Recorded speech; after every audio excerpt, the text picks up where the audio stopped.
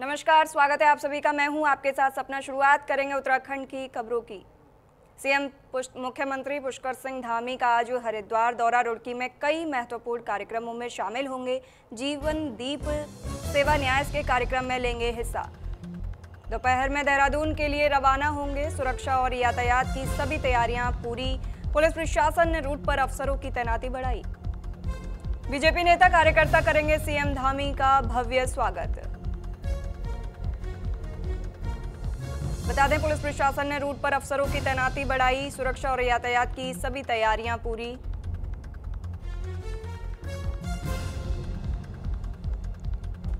रुड़की में कई महत्वपूर्ण कार्यक्रमों में शामिल होंगे मुख्यमंत्री पुष्कर सिंह धामी। पुष्कर सिंह धामी का आज हरिद्वार का दौरा। रुड़की में कई महत्वपूर्ण कार्यक्रमों में शामिल होंगे। जीवन दीप सेवा न्यास के कार्यक्रम में हिस्सा लेंगे।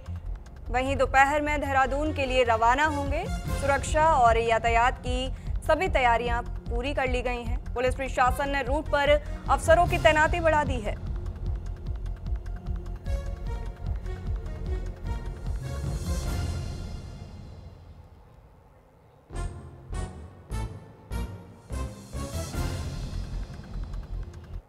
तमाम जानकारी के साथ हमारे सहयोगी रुड़की से प्रवेश राय हमारे साथ लाइव हैं। आपसे जानेंगे प्रवेश, मुख्यमंत्री पुष्कर सिंह धामी का आज दौरा है, क्या क्या तैयारियां हैं, क्या खास तैयारियां की गई हैं? सपना, मैं आपको बता दूं कि प्रदेश के मुख्यमंत्री यानी कि पुष्कर सिंह धामी का चंद मिनटों में जो है रुड़की में पहुंचेंगे। जो रुड़की में पहुंचने के बाद यहाँ पे जीवन दीप सेवा के कार्यक्रम में आयोजित जो वहाँ पे कार्यक्रम आयोजित है वहाँ पे प्रतिभाग भी करेंगे। और आपको बता दें कि जिस तरीके से मुख्यमंत्री पुष्कर सिंह धामी का जैसे ही दौरा कंफर्म हुआ, वहाँ से ही यहाँ पे जो प्रशासन है, जिला प्रशासन कहें या पुलिस प्रशासन कहें, पूर्णतः तैयारियां करनी गई है। जो चौक चौराहे हैं वहाँ पर पुलिस की तैनाती भी कर दी गई है। चंद मिनटों में जो पीआईजी हेलीपैड है वहाँ पर जो मुख्यमंत्री पुष्कर सिंह धामी है वो उतरेंगे। उसके बाद जो भाजपा के जिला अध्यक्ष रुड़की के मधु सिंह एवं जो प्रदीप बत्रा रुड़की के विधायक हैं, अन्य जो पदाधिकारी हैं, कार्यकर्ता हैं, वो सभी भाजपा के वहां पर पहुंच के मुख्यमंत्री पुष्कर सिंह धामी का भव्य स्वागत करेंगे। और वहां से चंद मिनटों में जो भव्य स्वागत के बाद जो मुख्यमंत्री पुष्कर सिंह धामी जीवन दीप करके जो कार्यक्रम के आयोजित है वहां पर जो मुख्यमंत्री पुष्कर सिंह धामी वहां पहुंचेंगे, जिसके तत्पश्चात चंद घंटों का जो कार्यक्रम है वो रुड़की हरिद्वार जिले में रखा गया है। उसके बाद जो मुख्यमंत्री पुष्कर सिंह धामी 1:20 में वापस देहरादून की ओर रवाना हो गया। जी, दौरे का समय और रूट क्या निर्धारित किया गया है? जी सपना, आपको बता दें कि जिस तरीके से मुख्यमंत्री पुष्कर सिंह धामी का जब यहाँ पे दौरा रखा गया तो बीआईजी जो हेलीपैड है यहाँ पर मुख्यमंत्री पुष्कर सिंह धामी का हेलीपैड पे जो है हेलीकॉप्टर टेक ऑफ होगा। उसके बाद जो यहाँ से चंद कदमों की दूरी पर यहाँ से जीवन दीप से जो कार्यक्रम आयोजित है वहां पहुंचेंगे। और उसके बाद जो है वहां से वापिस जो है वहां पर बीआईजी कॉलेज पहुंचेंगे, जिसके तत्पश्चात वहां से टेक ऑफ करके और वापिस अपना देहरादून के और रवाना हो गए। जी, किन किन कार्यक्रमों में सीएम धामी शामिल होंगे, किस तरीके के कार्यक्रम किए जा रहे हैं? जी, आपको बता दें जीवन दीप सेवा आश्रम करके जो वहाँ पे कार्यक्रम है वहाँ पर जो मुख्यमंत्री पुष्कर सिंह धामी पहुंचेंगे और एक ही कार्यक्रम है जिसमें मुख्यमंत्री पुष्कर सिंह धामी पहुंचेंगे। तत्पश्चात हो सकता है कि मुख्यमंत्री पुष्कर सिंह धामी यहाँ पर एक अहम बैठक भी ले सकते हैं, जिसका माना जा रहा है कि सूत्रों के हवाले से जो खबर है वो ये भी है कि मुख्यमंत्री पुष्कर सिंह धामी एक बैठक भी लेने के मूड में है। लेकिन अब देखना होगा कि आने के बाद तत्पश्चात यहाँ पर समय मिल पाता है बैठक का या नहीं, है वापिस देहरादून के और रवाना हो जाएंगे। जी, सुरक्षा और ट्रैफिक व्यवस्था को लेकर क्या तैयारियां की गई हैं? फिर आपको बता दें कि जिस तरीके से मुख्यमंत्री पुष्कर सिंह धामी का जब दौरा कंफर्म हुआ उसके बाद जो जिला प्रशासन और कहीं या फिर पुलिस प्रशासन में पूर्णतः जो व्यवस्था है पूरी तरह चाक चौबंद चल रही है। चौक चौराहे पर पुलिस की तैनाती कर दी गई है और जो प्रदेश के मुखिया जब पहुंचेंगे यहाँ पर तो उसके बाद की व्यवस्था है और भी सजग देखने को मिलेगी। जी, बहुत शुक्रिया ये तमाम जानकारी के लिए। बढ़ते हैं अगली खबर की तरफ। देहरादून में राज्य सरकार ने बड़ा फैसला लिया। बाहरी राज्यों के वाहनों पर अब ग्रीन सेस लगेगा। दिसंबर 2025 से उत्तराखंड में ग्रीन सेस लागू। सभी प्रकार के वाहनों को प्रवेश करते ही देना होगा टैक्स। नजर रखने के लिए 44 से ज्यादा ANPR कैमरे लगाए गए। 2 पहिया वाहन, इलेक्ट्रिक वाहन को मिलेगी छूट। CNG, सरकारी एम्बुलेंस, अग्निशमन वाहन को भी छूट। बता दें, 2 पहिया वाहन, इलेक्ट्रिक वाहन को छूट मिलेगी। CNG, सरकारी एम्बुलेंस, अग्निशमन वाहन को छूट दी जाएगी। 44 से ज्यादा कैमरे लगाए गए हैं। बाहरी राज्यों के वाहनों पर ग्रीन सेस लगेगा। उत्तराखंड में ग्रीन सेस लागू कर दिया गया है। दिसंबर 2025 से राज्य सरकार ने बड़ा फैसला लिया है, बाहरी राज्यों के वाहनों पर अब ग्रीन सेस लगेगा। यह दिसंबर 2025 से लागू किया जाएगा। उत्तराखंड में ग्रीन सेस लागू किया गया है। सभी प्रकार के वाहनों को प्रवेश करते ही टैक्स देना होगा।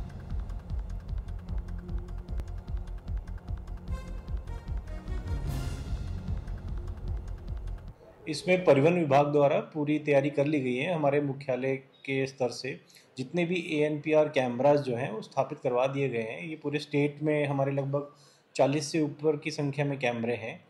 जो भी बाहर से आने वाली गाड़ियां होंगी इसमें, उनसे ये एंट्री सेस लिया जाएगा और ये प्रतिदिन 24 घंटे के लिए ही वैलिड होगा। अगर वो गाड़ी दोबारा स्टेट के अंदर एंटर करती है तो उसको दोबारा टैक्स ये जो है ग्रीन सेस देना पड़ेगा। और डिपार्टमेंट द्वारा तैयारी पूरी कर ली गई है। फास्टैग के माध्यम से ये ग्रीन सेस लिया जाएगा और दिसंबर माह में पूरी ऐसी कोशिश है कि ये चालू कर दिया।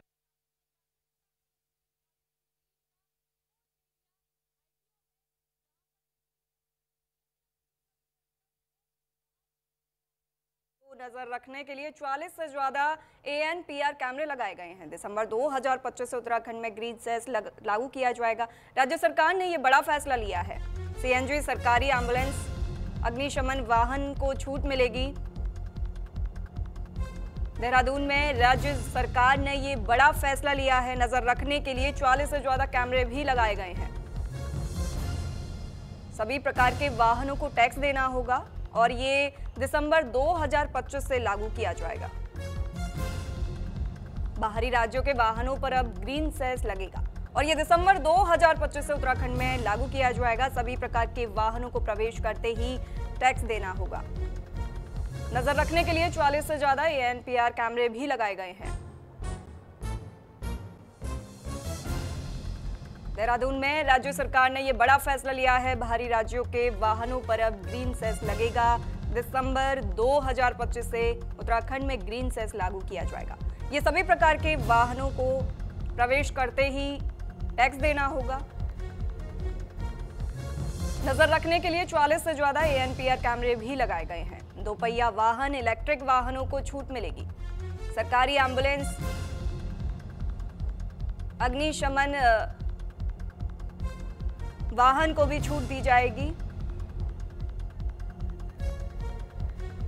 तमाम जानकारी के साथ हमारे संवाददाता हिमांशु बरमोला हमारे साथ जुड़े हुए हैं। हिमांशु, देहरादून में ग्रीन सेस लागू करने का मुख्य कारण क्या बताया जा रहा है?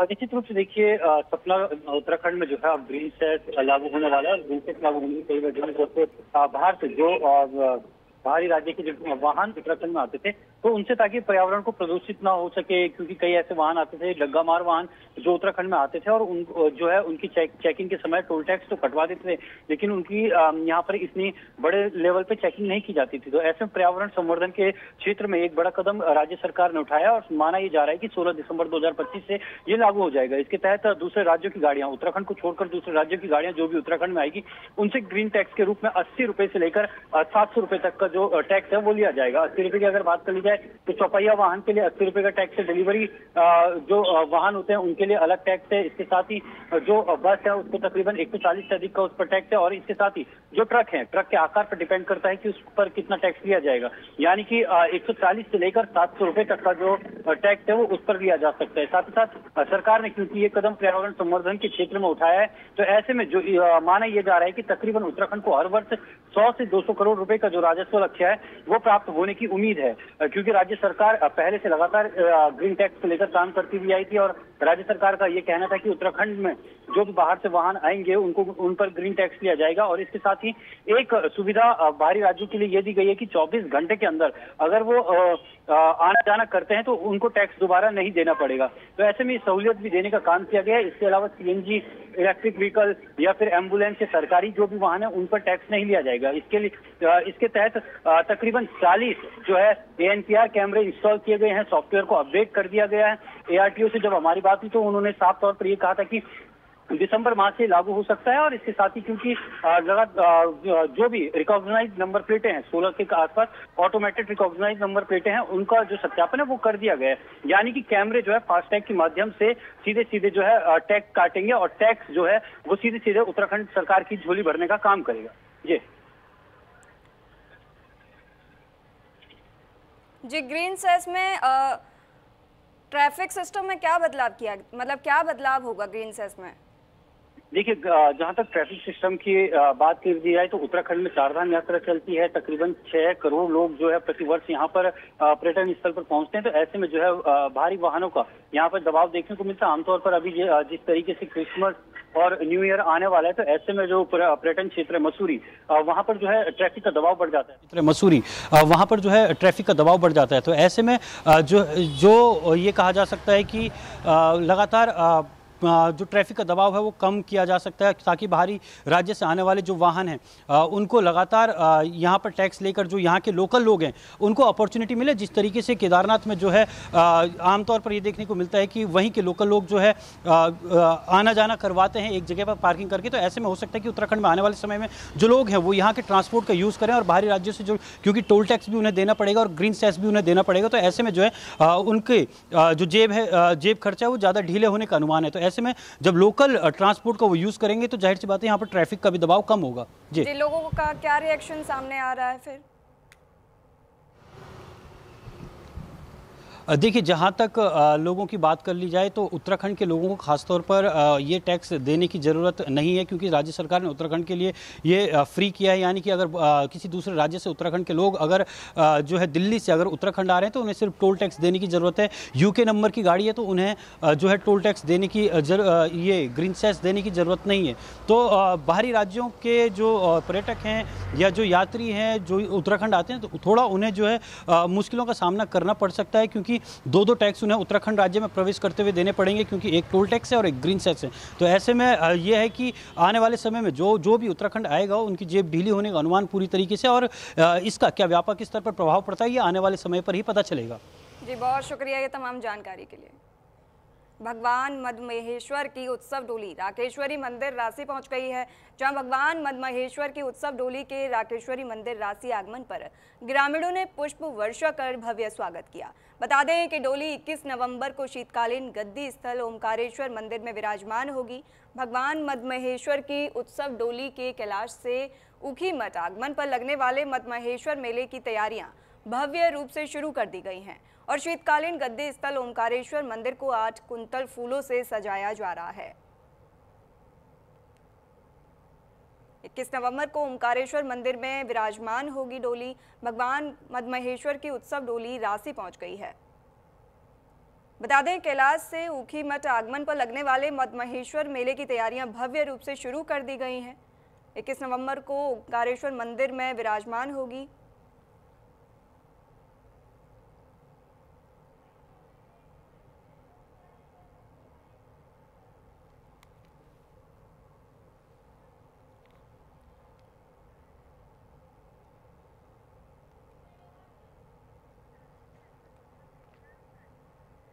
हरिद्वार में सर्दियों के आगमन के लिए हरिद्वार में बड़ी खबर आ रही है।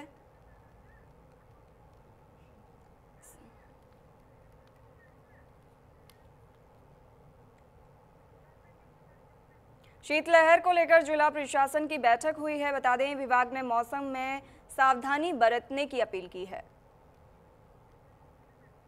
हरिद्वार में सर्दियों के आगमन के साथ स्वास्थ्य विभाग एक्टिव मोड में आ गया है। जिला प्रशासन की ओर से जिलाधिकारी की अध्यक्षता में बैठक आयोजित की गई है, जिसमें नगर पालिका, नगर निगम, स्वास्थ्य विभाग और आरटीओ विभाग के अधिकारी मौजूद रहे।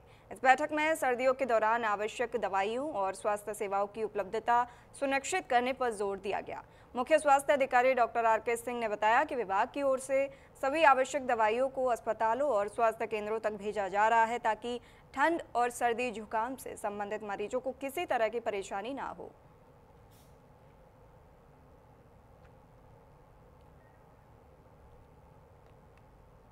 संबंध में हमारी अपनी बैठक भी हो चुकी है। हमारे जितने इंचार्ज हैं, जेसी प्रेस इंचार्ज, सभी को निर्देश भी कर दिया गया है।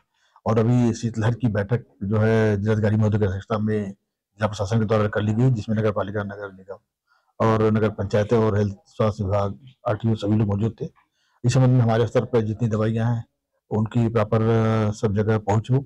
और किसी भी तरीके से मैं आम पब्लिक से अपील करूंगा, यदि ठंड ज्यादा बढ़ती है तो उस समय यदि बहुत ज्यादा जरूरी हो तो अवॉइड करें। यदि बाहर निकलते हैं में चुनावी साल नजदीक आते ही कर्मचारी संगठनों की हलचल तेज हो गई है, जहां अपनी लंबित मांगों को लेकर विरोध आंदोलन पर डटे उपनल कर्मियों और सरकार के बीच टकराव अब चरम पर पहुंचता हुआ दिख रहा है। राज्य सरकार के सभी राज्य कर्मचारियों की हड़ताल पर 6 महीने का प्रतिबंध लगाने और उपनल पर नो वर्क नो पे लागू करने के बाद कर्मचारियों का गुस्सा और उबाल पर आ गया है। सरकार के सख्त फैसलों के बावजूद उपनल कर्मचारी नियमितीकरण और समान वेतनमान की मांग कर रहे हैं। इस मांग को लेकर अनिश्चितकालीन धरने से पीछे हटने को तैयार नहीं है। उपनल कर्मचारी महासंघ के अध्यक्ष विनोद गोदियाल ने तीखे बयान देते हुए कहा कि सरकार तानाशाही पर उतर आई है और तानाशाही का जवाब तानाशाही से ही दिया जाएगा। वहीं आंदोलनरत कर्मचारियों का कहना है कि नो वर्क नो पे लोकतंत्र की हत्या है। यहां तक कि उन्होंने आंदोलन की चेतावनी देते हुए कहा कि जरूरत पड़ी तो हम उपनल कार्यालय को भी जला सकते हैं।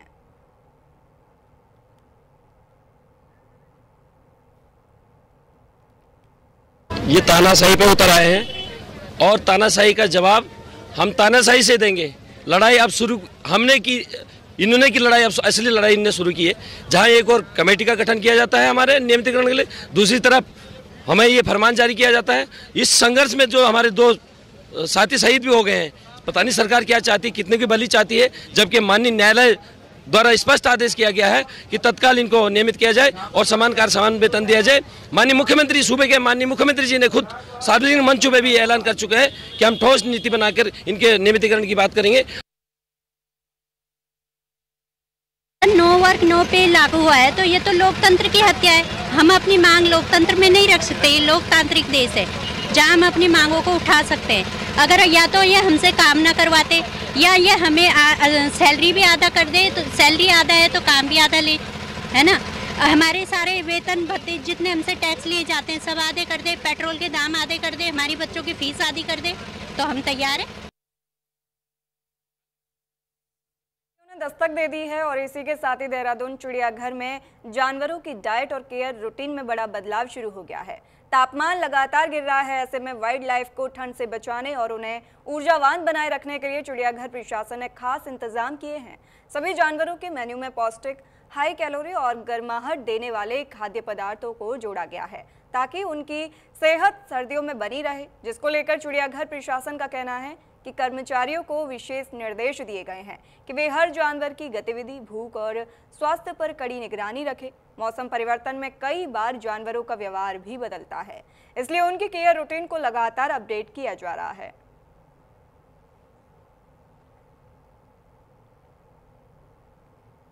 देहरादून चिड़ियाघर के जानवरों की डाइट में बदलाव किया गया है। प्रशासन ने जानवरों के मेन्यू में खास इंतजाम किए हैं।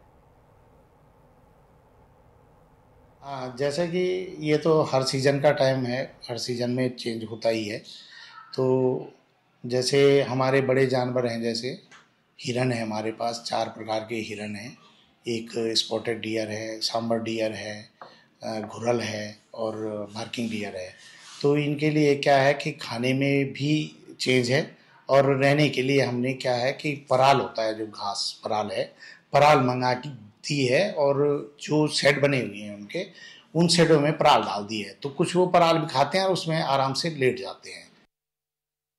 जी बिल्कुल, चूँकि विंटर्स आते हैं तो जो मेटाबॉलिक रेट्स वगैरह है सब कुछ कॉम्प्रोमाइज़ हो जाती है, पर्टिकुलर रेप्टाइल्स में। तो साथ ही उसके अलावा जो अदर एनिमल्स हैं उनके लिए भी थोड़ा ठंड का तो मौसम मतलब बहुत फेवरेबल नहीं होता है। इस दौरान हम क्या करते हैं, जू के अंदर जो हमारी प्रोसेस है उसमें जो फीड उनको रेगुलर दे रहे होते हैं उसमें ऐड कर देते हैं। जो हमारी बर्ड्स हैं जो एग्स खाती हैं उनको बर्ड एग शुरू कर देते हैं, प्लस उनको प्रोटीन सब्सटेंसेस हम ज़्यादा इंक्रीज कर देते हैं। उसका मोटिव सिर्फ इतना सा है कि जब एनर्जी बॉडी में पर्याप्त रहेगी तो ठंड का असर नहीं होगा उनके। विकासनगर में भारत के लौह पुरुष सरदार वल्लभ भाई पटेल की 150वीं वर्षगांठ पर बीजेपी की ओर से एक भारत आत्मनिर्भर भारत का संदेश देते हुए रन फॉर यूनिटी का आयोजन किया गया। यह पदयात्रा हरबटपुर बस अड्डे से शुरू होकर राष्ट्रीय राजमार्ग से होते हुए जीवनगढ़ तक निकाली गई। कार्यक्रम में स्थानीय विधायक, मंत्री, वन पंचायत जिलाध्यक्ष समेत बड़ी संख्या में बीजेपी कार्यकर्ताओं की भागीदारी रही। वहीं कई स्कूलों के छात्र छात्राओं ने भी उत्साह से हिस्सा लेकर राष्ट्रीय एकता का संदेश दिया।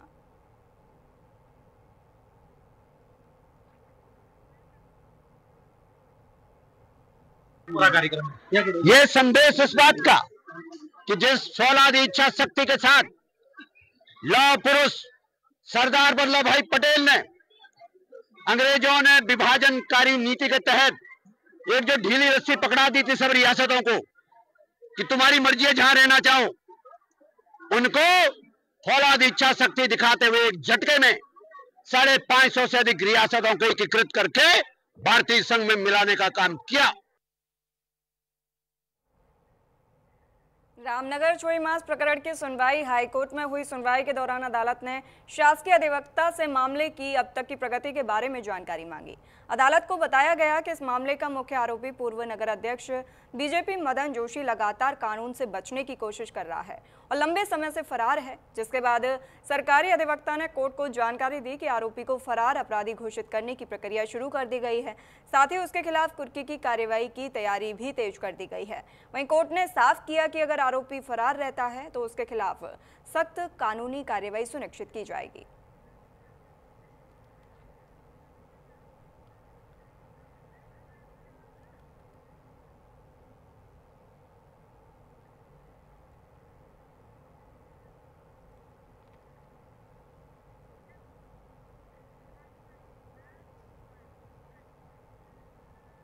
बागेश्वर के प्राचीन बागनाथ मंदिर परिसर में शिव प्रतिमा का त्रिशूल खंडित मिलने से श्रद्धालुओं में चिंता फैल गई है। सूचना मिलते ही एसडीएम प्रियंका रानी ग्रामीण निर्माण विभाग की टीम के साथ मौके पर पहुंची और क्षति का निरीक्षण किया। उन्होंने इसे जन आस्था से जुड़ा गंभीर मामला बताया और ये बताते हुए अधिकारियों को तुरंत मरम्मत शुरू करने के निर्देश भी दिए। एसडीएम ने सुरक्षा मानकों का कड़ाई से पालन करने और काम जल्द पूरा करने को कहा। वहीं ग्रामीण निर्माण विभाग के अधिशासी अभियंता संजय भारती ने आश्वासन दिया, सुधार कार्य तत्काल शुरू किया जाएगा।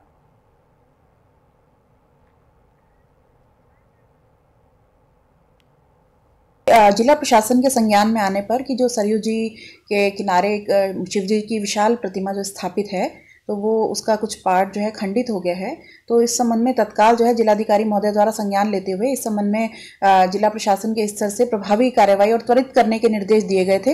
इसके क्रम में मुख्य विकास अधिकारी महोदय के स्तर से आज ही एक्सियन RWD को इस संबंध में निर्देशित कर दिया गया है कि आप तत्काल जो है इसकी जो मरम्मत का कार्य है वो करें। इस संबंध में आज मेरे द्वारा और एक्सियन जो RWD है उनके द्वारा निरीक्षण भी किया गया है और इसमें जो है अतिशीघ्र इस संबंध में कार्रवाई की जाए। सितारगंज में तेज रफ्तार का कहर देखने को मिला, जहां सामने से आ रही तेज रफ्तार बाइक को बचाने के चक्कर में दूसरी बाइक डिवाइडर से टकरा गई, जिससे बाइक सवार युवक गंभीर रूप से घायल हो गया। जिसके बाद आसपास के लोगों ने तुरंत घायल को इलाज के लिए अस्पताल में भर्ती कराया, जहां इलाज के दौरान घायल युवक की मौत हो गई। सूचना मिलते ही मौके पर पुलिस पहुंची। पुलिस ने शव को कब्जे में लेकर पंचनामा भर पोस्टमार्टम के लिए भेज दिया और मामले की जाँच पड़ताल में जुट गई।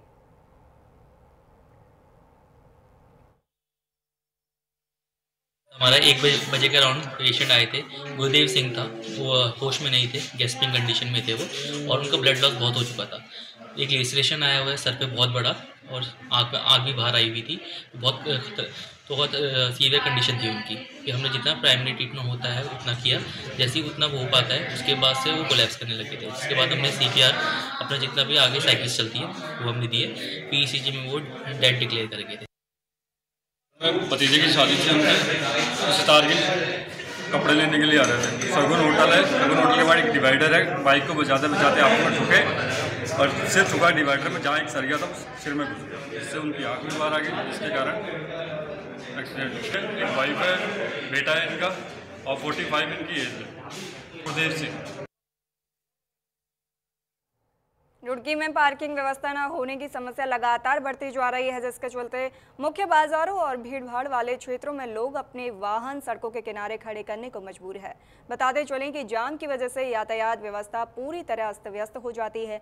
हालांकि ट्रैफिक पुलिस भी सख्ती बरतते हुए इन वाहनों को क्रेन के जरिए उठाकर ले जा रही है और चालकों पर भारी भरकम चालान भी लगाए जा रहे हैं। लेकिन लोगों का कहना है कि शहर में व्यवस्थित पार्किंग न होने के कारण उन्हें मजबूरी में सड़क पर वाहन खड़े करने पड़ते हैं।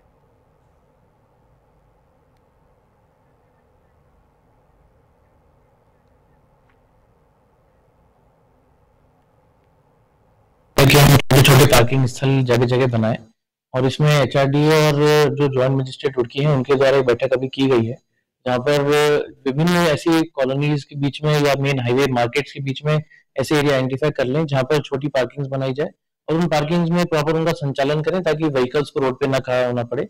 इस बारे में हम जरूर कार्य करेंगे। फिलहाल इन खबरों में इतना ही, रुकते हैं एक छोटे से ब्रेक के लिए।